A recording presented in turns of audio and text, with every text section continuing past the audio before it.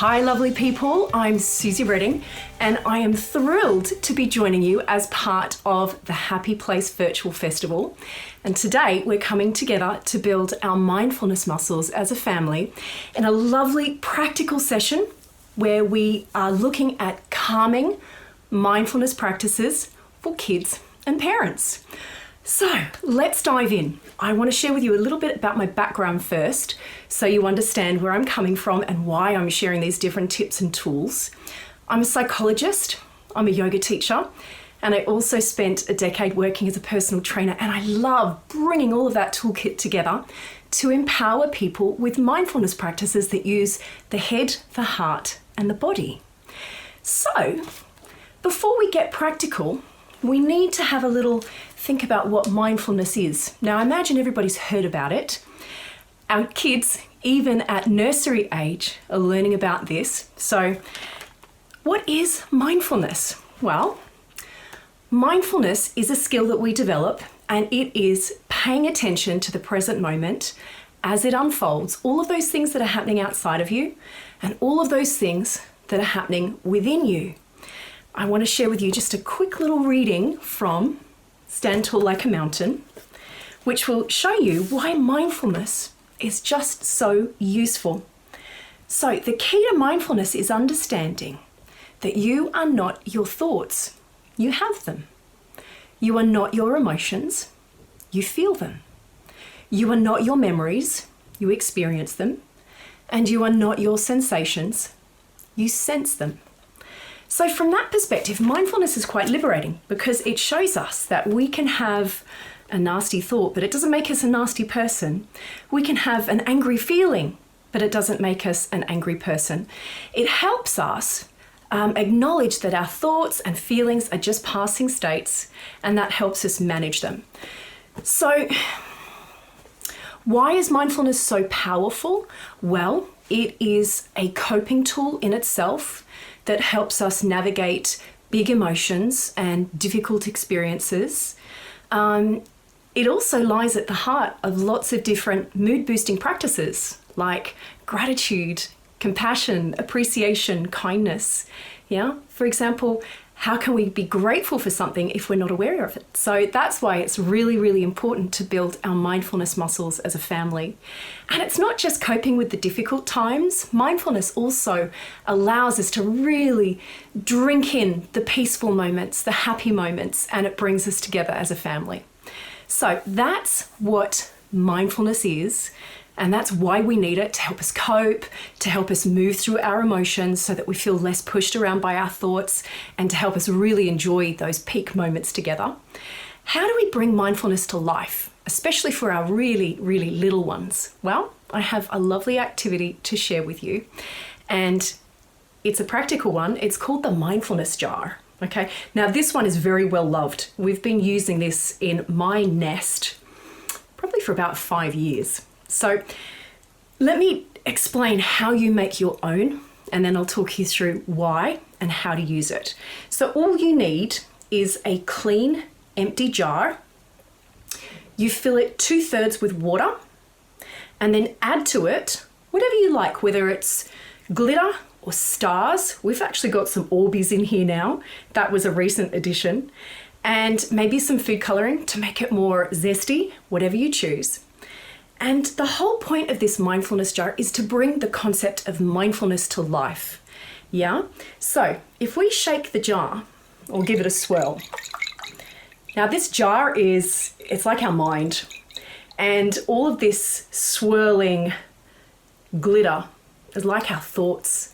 And sometimes our thoughts and feelings get really jumbled up, and it's really hard to know what to do. So in those moments where you don't know what to do, you could get your mindfulness jar out, give a little swirl, just watch. And when you give it time and space, it slowly settles, things calm down, and we have a chance to think about how we might like to respond. And I think that's another really powerful thing about mindfulness. It reminds us that we have a choice as to what we do with our thoughts and feelings. And sometimes all we need to do is just sit and watch and wait take a few calming breaths, and then we'll know what to do. So your mindfulness jar, this is a beautiful mindfulness practice in itself, making it. Get out the glitter together, have some fun. Maybe this is one to do outside. But then in moments where you do feel jumbled up, whether it's a busy mind or there are lots of feelings swirling around, you can turn to your mindfulness jar for just something to anchor your mind on, something to focus on until you can find your calm. And of course, sometimes we still need to reach out to other people to help us through those moments, but the mindfulness jar comes in handy and it's something that we use on a regular basis in my household. So that's our first practice.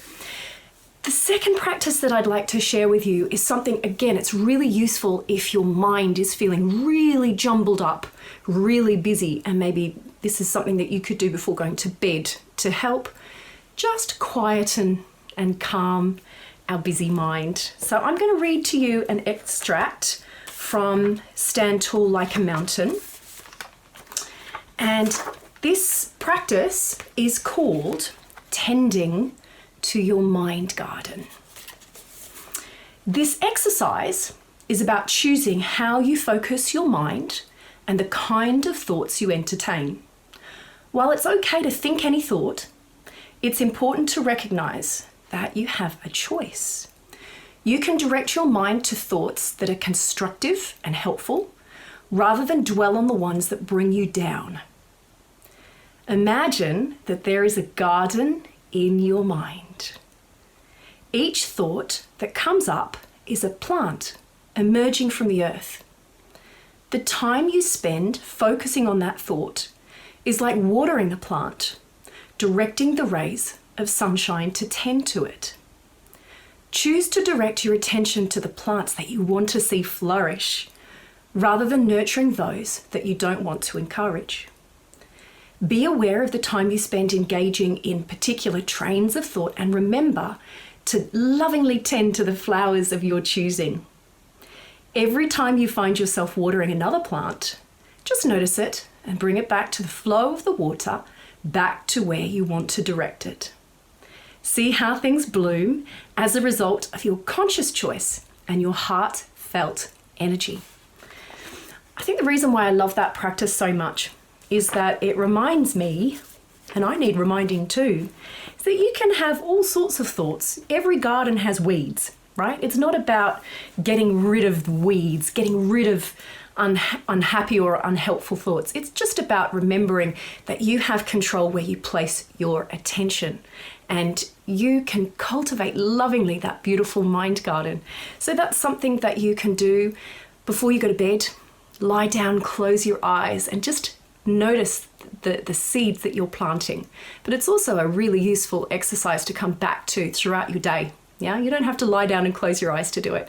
You can just notice where it is that you are placing your energy and your attention, and you can bring it back to something that is healthy and uplifting. So that is calming a busy mind using the mind garden. The next practice that I'd love to share with you is using mindfulness to help us move through big emotions. Now, quite often we use the words positive emotions, negative emotions. I think that's not necessarily very helpful because there's a time and a place for all emotion. So rather than thinking of them as good or bad, just acknowledge that there's a good reason for having them all. And what really works better is knowing how to identify how you're feeling. And this is where mindfulness is really powerful because it allows us to get in touch with how we're feeling. And then there are some mindfulness practices that we can use to help us move through our emotions. And that's really the key. We need to feel our feelings. Okay, so again, I'm going to read to you a little step-by-step process of how we can use mindfulness to move through our feelings. The first step really is to become aware of your feelings and to make space for them. Yeah, we give ourselves permission to feel. And this is not always easy stuff. So if this feels difficult, know that you are in very good company. And grown-ups, you might be finding this challenging too, and that's okay. The beautiful thing is that we can learn and grow together as a family in how we express our emotions and how we move through them in a healthy way that doesn't harm others. You'll notice how stifling an emotion or pushing it down or saying that you can't feel it, it doesn't make it go away. That feeling tends to leak out somewhere else, and we still need to deal with it. So remembering every emotion has its place. Remember that they can change quickly. And as we said before, you are not your emotions, you feel them, rather than you are that emotion. And I hope that is quite a liberating feeling, liberating thought. So here is that step-by-step guide to feeling your feelings from Stand Tall Like a Mountain. First step, can you name it? Can you name what it is that you're feeling, bearing in mind that there might be one or two or a whole handful of different feelings floating around all at once? Just naming it gives you a sense of power. Yeah, we feel less pushed around by our feelings. The second step is, where is it in your body? So this is where our mindfulness muscles are really helpful. Maybe we need to close our eyes and just notice how our body feels. Where is this feeling? Is it in your muscles, in your hands? Is it in your face? Is it in your tummy? Is it a zingy feeling? Is it a heavy feeling? There's no right or wrong. We just notice. Can you describe it in words? Can you draw it? Sometimes it's really hard to give these things words or labels, but maybe we can draw it. Can you describe it as a shape or as a color or maybe a type of weather? Or one suggestion that I really love by Professor Lee Waters is to describe your emotions as a type of animal. And I think that really resonates for our youngest family members. Once you've named it or described it, can you feel it changing? What happens when you breathe a bit deeper and just watch what's happening inside? Can you sit with it like a friend without wanting it to be different or wanting it to stop? Notice what happens when you let it be, when you get curious about it. And that stage might take a little time. Yeah, it might take a little practice. Then the next step would be, what does it want you to do? Or does it have any messages for you? What can you do? How will you express what you're feeling? What action might you take that's helpful in this situation? It might be talking about it, writing a letter, or using your body to help yourself feel better. Moving your body can be a powerful way to shift how you are feeling. And that is what we are going to look at next. How we can use our bodies, now this is where the yoga comes in, to release or move through our feelings. Breath work is really useful as well. So, if you are feeling really full up, if you're feeling a bit frazzled, mum and dad, if you're feeling irritated with your little siblings or older brothers and sisters, or if there's a bit of anger rising, let's try the lion breath. So this is where we get practical. Okay, now with a lion breath, this is a really useful way to roar out those big, charged emotions without saying something nasty, without doing anything that causes harm. So we're going to do it. We'll do it twice, but it might take you 2 or 3 or 4 times for you to get that anger out. So we breathe in through the nose, and then you exhale through the mouth with the tongue extended as far out as possible. Roaring it out. Let's do it once more.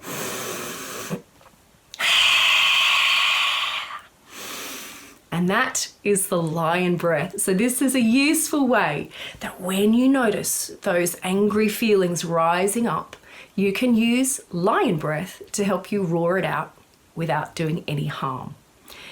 If you're feeling maybe a little sad and you need some time and space to express that, then perhaps you could come into a child's pose. Now, child's pose is really simple. You get down on the floor on your hands and knees. You sink your bottom to your heels. You rest your hands, your arms on the floor, and then you rest your head on your hands. Yeah?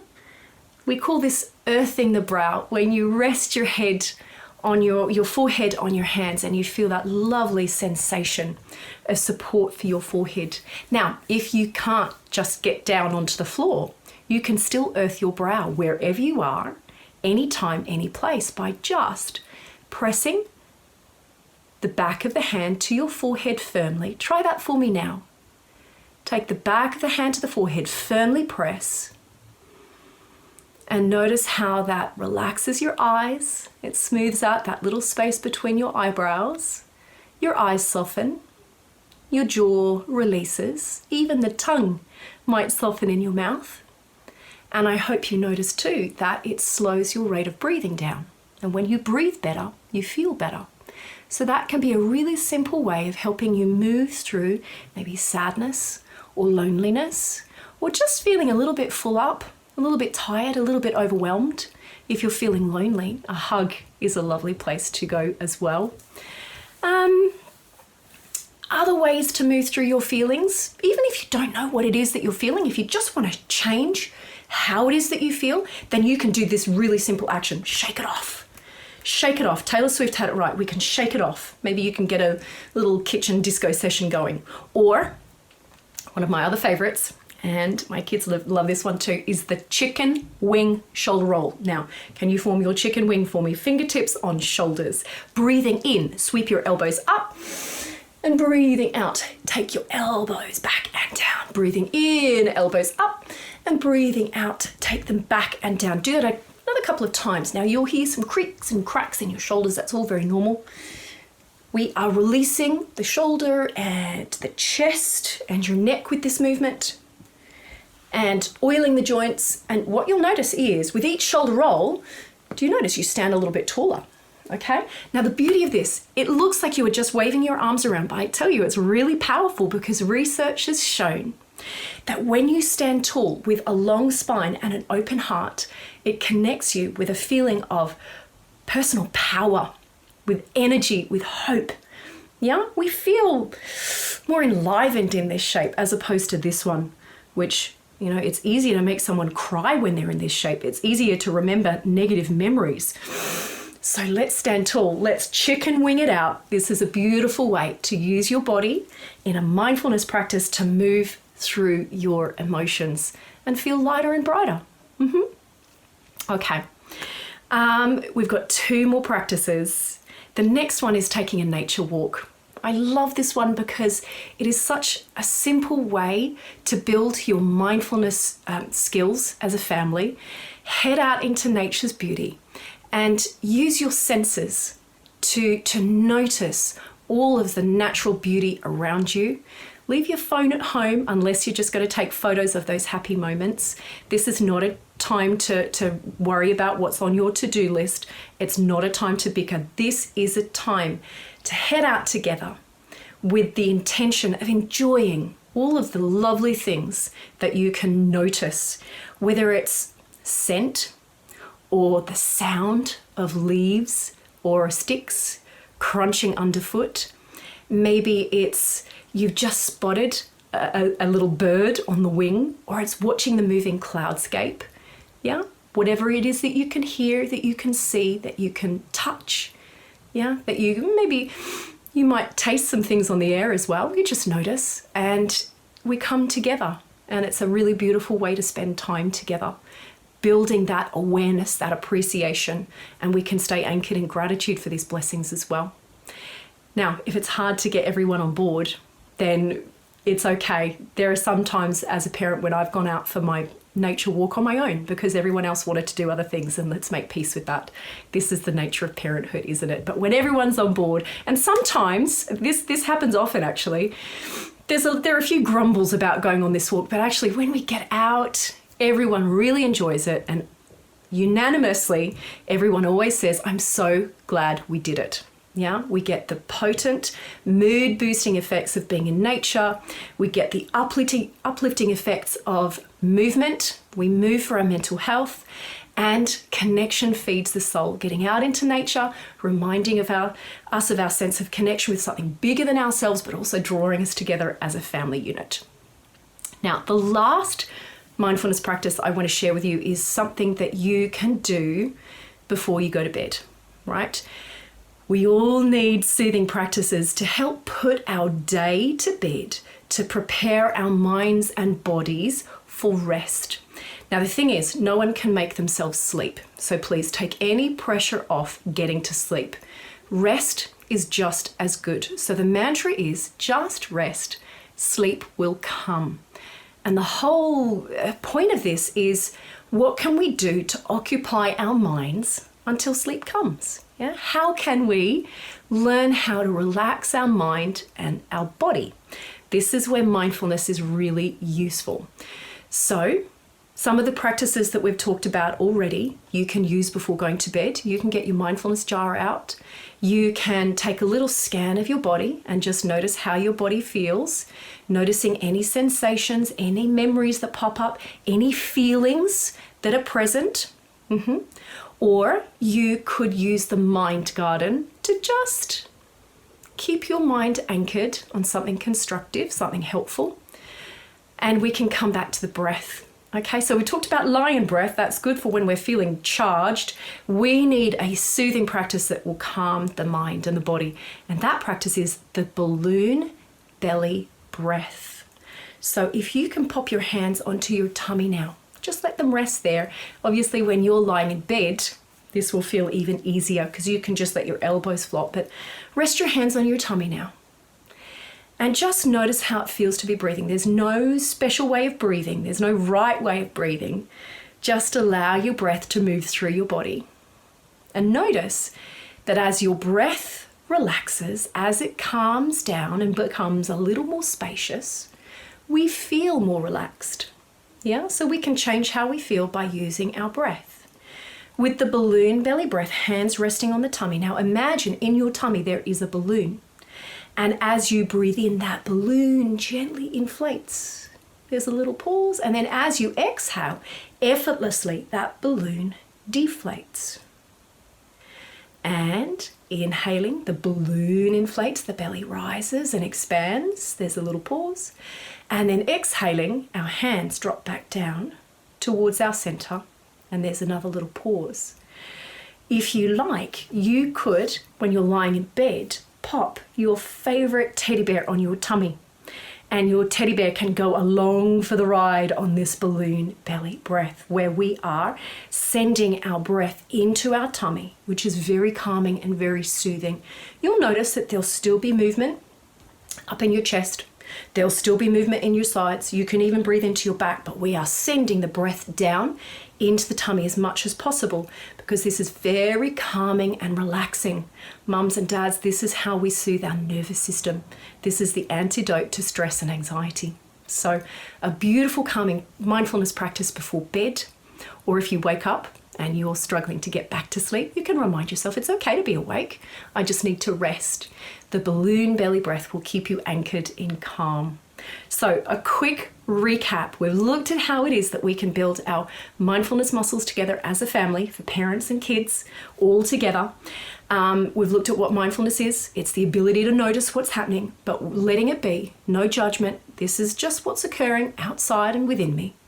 We use it because it helps us cope in tricky moments. It helps us move through our emotions, and it helps us really enjoy the good bits too. And building our mindfulness skills really helps us develop other mood boosting skills too, like gratitude, savouring, and kindness and compassion. So it is really worth our while. We bring mindfulness to life with our mindfulness jar. I hope you have fun making that. We use the mind garden to calm a busy mind. We use movement and those different mindfulness prompts to help us cope with big emotions.